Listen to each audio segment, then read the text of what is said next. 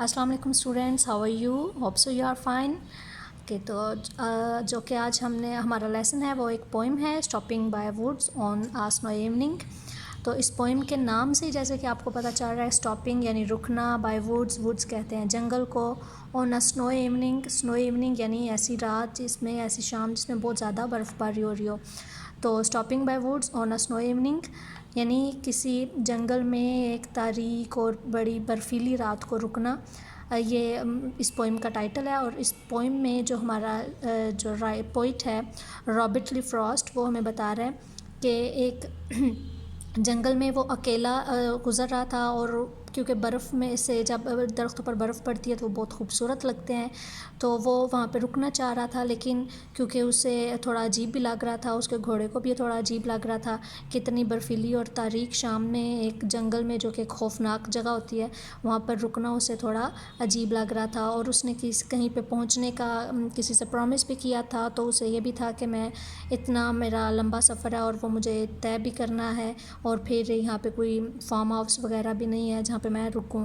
تو اسی چیز کو اس نے اس پوئم میں شعر کی شکل میں بیان کیا. تو چلیں آئے ریڈنگ کرتے ہیں ہم اس پوئم کی، اور اس میں سے ہم اپنے جو ڈیفیکلٹ ورڈز ہوں گے ان کو بھی انڈرلائن کریں گے، اور پھر انشاءاللہ نیکسٹ ویڈیو میں ہم ان کو ڈسکرائب کریں گے. تو let start. Whose woods these are, I think I know. His house is in the village though. He will not see me stopping here to watch his woods fill up with snow. تو اس جو first جو اس کا ورس ہے یعنی شعر ہے، اس میں وہ کیا کہہ رہا ہے کہ مجھے معلوم ہے کہ یہ جنگل کس کا ہے، میں اسے جانتا ہوں، لیکن اس کا گھر یہاں سے بہت دور گاؤں میں ہے اور وہ مجھے یہاں پہ رکا ہوا دیکھ نہیں سکتا. اور لیکن یہ جو جنگل ہے یہ سارا برف سے ڈھکا ہوا ہے، یعنی کہ درختوں کے اوپر یہ جیسے پکچر میں بھی آپ دیکھ رہے ہیں کہ برف پڑی ہوئی ہے. پہلے شعر میں اس نے یہ بتایا. نیکسٹ میں وہ کہہ رہا ہے My little horse must think it queer to stop without a farmhouse near, between the woods and frozen lake, the darkest evening of the year. کیا کہہ رہا ہے اس میں کہ میرا جو چھوٹا سا گھوڑا ہے اسے بھی بڑا عجیب لگ رہا ہے کہ اتنی گہری یعنی اتنی تاریک رات میں اور برف سے ڈھکے ہوئے اس جنگل میں رکنا، جہاں پہ رکنے کی یعنی فارم ہاؤس وغیرہ یعنی رکنے کا کوئی ٹھکانہ نہیں ہے، اور ایک جمی ہوئی یعنی ایسی لیک ہے یعنی ایسی جھیل ہے جس کے اوپر برف پڑی ہوئی ہے، اور یہاں پہ یعنی اتنی گہری اور تاریک رات ہے، تو اس میں رکنا میرے گھوڑے کو بھی تھوڑا عجیب لگ رہا ہے. نیکسٹ میں وہ کیا کہہ رہا ہے He gives his horns bells and shake to ask if there is some mistake. The only other sounds the sweep of easy wind and downy flake.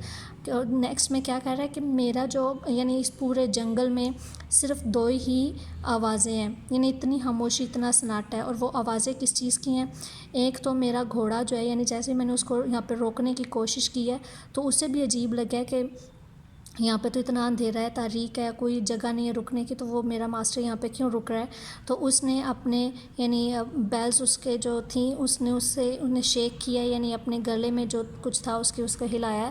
ایک اس کے شیک کرنے کی یعنی ان کو بیلز کے شیک کرنے کی آواز، ان کے ہلنے کی آواز ہے کہ وہ یعنی جیسے کہ اپنے ماسٹر کو یعنی جو اس پر سوار ہے اس کو سمجھانا چاہ رہا ہے کہ یہاں پر مت رکو، یہ خطرناک جگہ ہے.